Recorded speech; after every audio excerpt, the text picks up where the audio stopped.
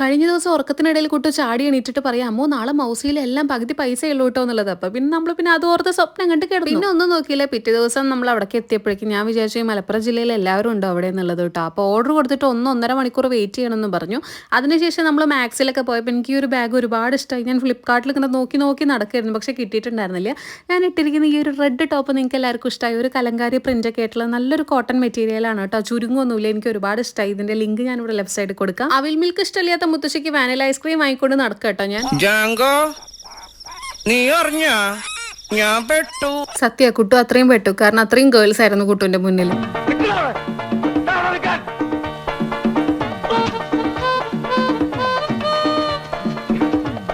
എനിക്ക് ബ്ലൂബെറി ഒരുപാട് ഇഷ്ടമായിട്ടുണ്ട്. ഞാൻ ബ്ലൂബെറി ഫ്ലേവറാണ് സെലക്ട് ചെയ്തത്. കുട്ടു ടെൻഡർ കോക്കനട്ട്, അമ്മയും അച്ഛനും സ്പാനിഷ് ഡിലൈറ്റ് കേട്ടോ.